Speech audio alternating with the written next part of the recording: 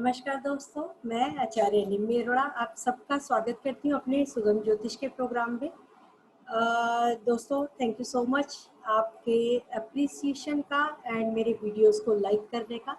उसका मैं आपके लिए तहे दिल से स्वागत करती हूँ और धन्यवाद करती हूँ। मित्रों, आज मैं आपके लिए एक नया सब्जेक्ट तो नहीं है, हाँ, हम पहले 64वें नवांश और 22वें दृष्टिकोण के बारे में जो बात कर चुके हैं, मैं उसको और आगे बढ़ाते हुए उसके बारे में कुछ जानकारी आपसे शेयर करना चाहती हूँ। बेसिकली हमने अब तक जो पढ़ा और अब तक जो मैंने अपने अनुभव में पाया था वो ये था कि हमने देखा 64वां नवांश और 22वें दृष्टिकोण का स्वामी जो ग्रह होता है या जो ग्रह इसमें शामिल होता है, अपनी दशा में वह अत्यधिक पीड़ा देता है। ये हम अब तक देखते आए हैं। तो अब जो मैंने उसकी आगे रिसर्च की तो मैंने देखा वह शुभता भी देता है। तो हम आज ये भी देखेंगे कि ये शुभता जिनको दे रहा है वो किस वजह से दे रहा है, क्योंकि अभी तक तो हमने जो पढ़ा और सुना वो यही पाया कि 22वां दृष्टिकोण और 64वां नवांश हमेशा व्यक्ति को मृत्यु तुल्य कष्ट देता है। ये हम बहुत से चार्ट्स में हमने देखा भी है, मेरी एक वीडियो भी है जिसमें हमने देखा कि 22वें दृष्टिकोण और 64वें नवांश का स्वामी अपनी दशा में अत्यधिक कष्ट दे गया। अब मैंने इसको फर्दर आगे रिसर्च बढ़ाई। मेरे स्टूडेंट्स हैं दो, उन्होंने इसमें मेरा साथ दिया उस रिसर्च में करने में कि हम उन कुंडलियों को ढूंढे जिनमें 22वां दृष्टिकोण 64वें नवांश का स्वामी हो और व्यक्ति को कष्ट के बजाय कुछ अचीवमेंट हुई हो। तो आइए मैं आपके साथ अपनी पावर पॉइंट शेयर करती हूँ। 64वां नवांश और 22वें दृष्टिकोण से शुभता हम कैसे देखेंगे। हमें सबसे पहले नियम जो ये लगाना है, हमारा 22वां दृष्टिकोण 64वां नवांश कैसे देखते हैं ये आप सब मेरे पिछले वीडियो से जान चुके हैं। वो हमारा वही तरीका है कि नवांश में ग्रह से चौथे भाव का स्वामी 64वें नवांश का स्वामी और उसी ग्रह से दृष्टिकोण में अष्टम भाव का स्वामी 22वें दृष्टिकोण का स्वामी होगा। ये हम सब जानते हैं। अब हमें फर्दर आगे क्या देखना है कि क्या वह शुभ है या अशुभ फल देगा। तो उसकी शुभता को देखने के लिए जो नियम है वो ये, क्या वो ग्रह पुष्कर नवांश में है, क्या वह ग्रह शुभ परिस्थितियों में होकर चंद्रमा की होरा में है या सूर्य की होरा में है। यानी हमें उसकी शुभता को और आगे बढ़ाते हुए देखना है कि वह 64वें नवांश का स्वामी जिसके साथ जुड़ा है वह महादशा किसकी होरा में है और किस नवांश में है। इसके लिए मैं आपको एक एग्जांपल देती हूँ। ये एल्बर्ट आइंस्टीन का चार्ट है और इन्हें से ये बहुत अच्छे फिजिक्स के डॉक्टर कहे जाते हैं। फिजिक्स में इन्होंने नोबेल प्राइज जीता था 1921 में। अब 1921 में हम देखेंगे इनके 64वें नवांश। सबसे पहले हम देखेंगे महादशा किसकी थी उस समय। तो हमने देखी उस समय उनकी महादशा सूर्य में शुक्र की थी। 1921 में 7 मार्च 1921 से 7 मार्च 1922 तक सूर्य में शुक्र का अंतर चल रहा था। यहाँ हम देखते हैं नवांश में सूर्य कर्क राशि में है, उससे चौथे भाव का स्वामी शुक्र हुआ, तुला राशि है तो शुक्र हुआ, यानी शुक्र 64वें नवांश का स्वामी है। अब हम दृष्टिकोण में देखें, सूर्य से अष्टम भाव में फिर से तुला राशि है, यानी 22वें दृष्टिकोण का स्वामी भी शुक्र है और फिर भी उसने इनको शुभता दी, तो क्यों?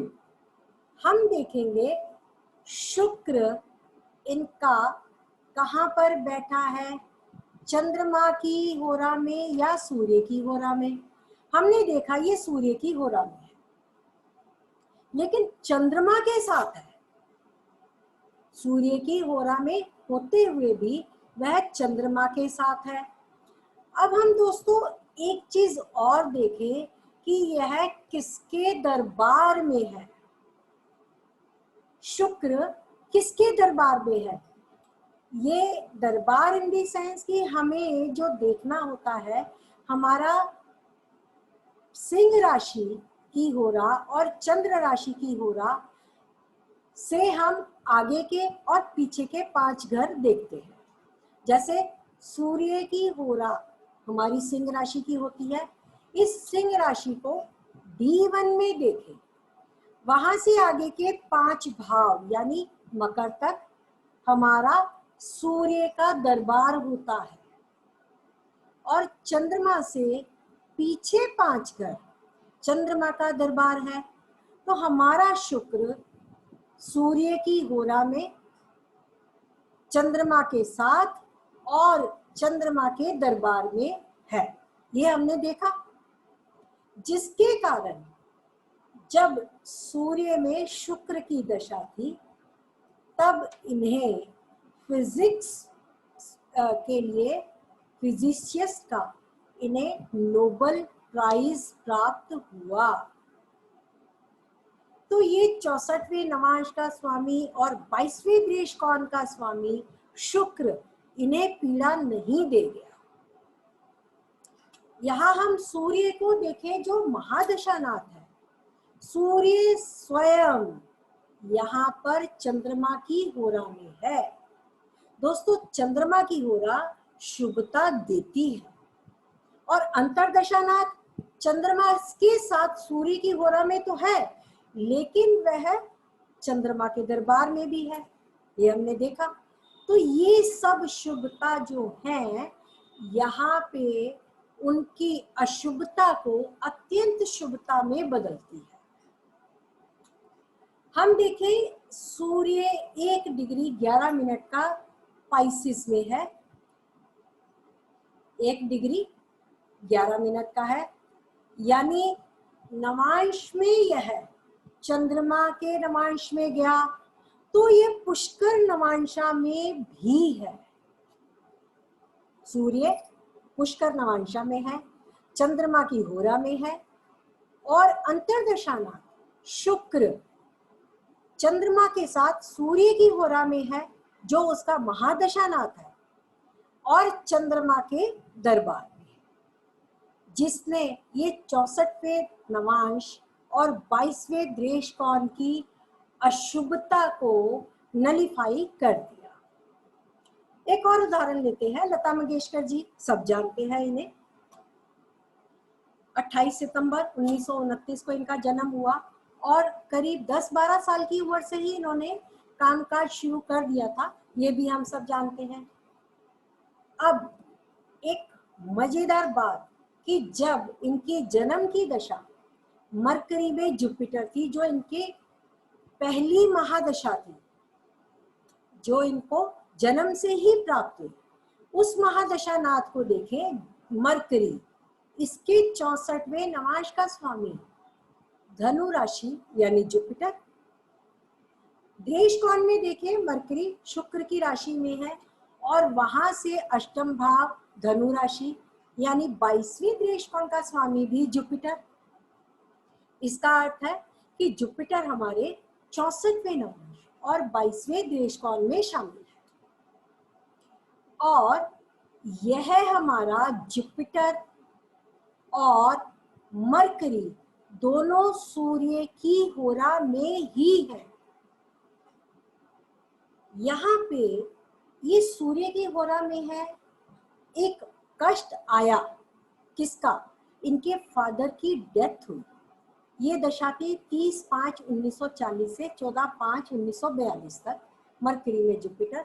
तो 24 अप्रैल 1942 में इनके पिता की डेथ हुई, और कमर्शियली म्यूजिक कैरियर में इन्होंने तभी कदम रखा।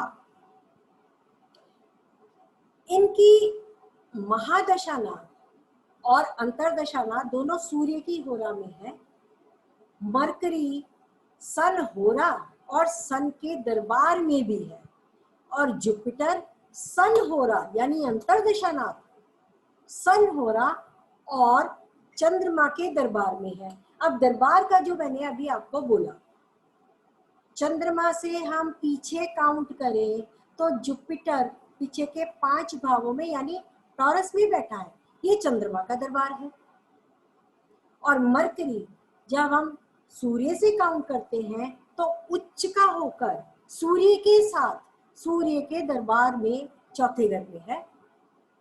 इसने एक अशुभता तो दी, जो सूर्य की होरा में जुपिटर और मरकरी दोनों थे, लेकिन उस जुपिटर ने जो कि चंद्रमा के दरबार में था, और उस मरकरी ने जो सूर्य के दरबार सूर्य की होरा में होते हुए वह उच्च का था, रेट्रोग्रेड था, उसने इनके कैरियर में बहुत बड़ा इन्हें उछाल दिया।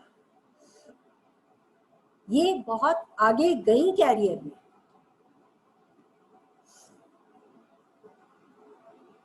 हम देखेंगे नेक्स्ट दशा जो इनकी केतु में मरकरी थी। दोस्तों इनका केतु, आप कहेंगे केतु को तो किसी भी राशि का स्वामित्व नहीं है, लेकिन मैंने यहाँ पे केतु को देखा नवांश में वह कहाँ बैठा है और उससे चौथे घर का स्वामी कौन है। तो यहाँ देखिए केतु से चौथे घर का स्वामी मिथुन राशि यानी बुध है। दृश कोण में मरकरी से 8वें घर का स्वामी, केतु से 8वें घर का स्वामी कन्या राशि यानी इसका स्वामी भी बुध है।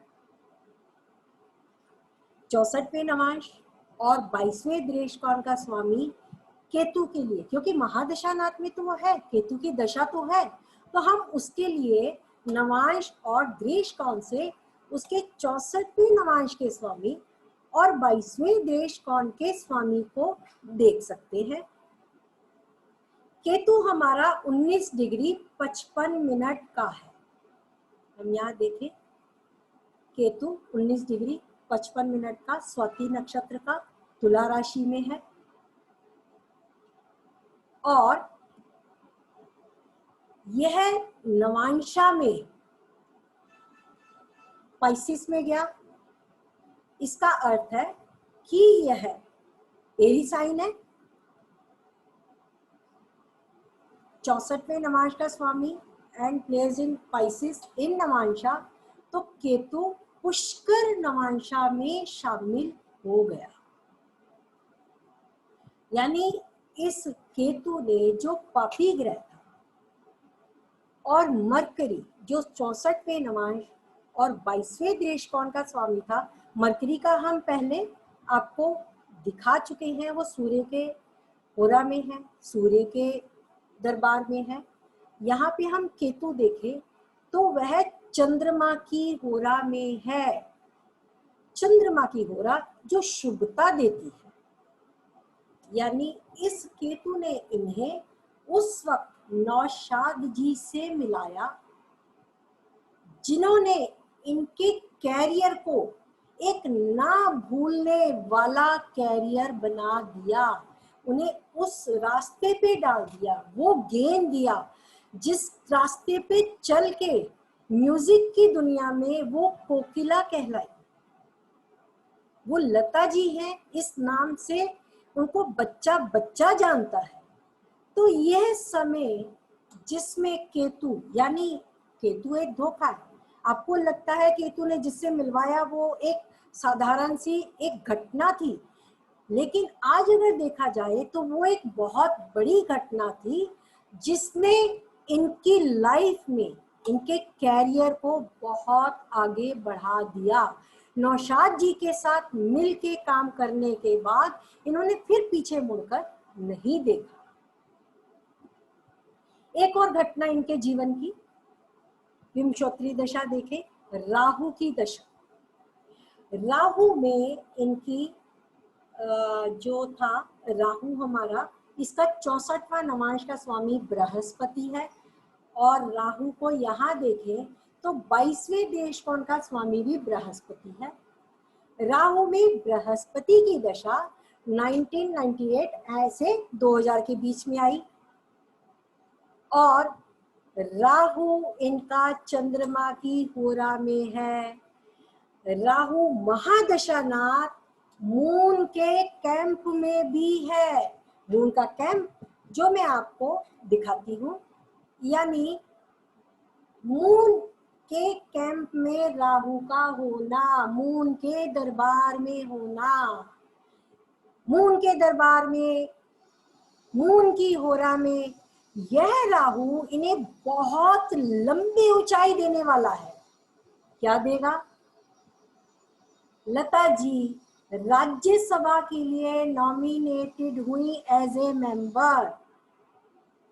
यानी राहु में जुपिटर की दशा 26 से 1998 थी और 21 से 2000 तक, जिसके बीच में राहु और जुपिटर की दशा में लता जी को इस 64वें नवांश और 22वें दृश कोण के स्वामी ने एक लंबी छलांग दी।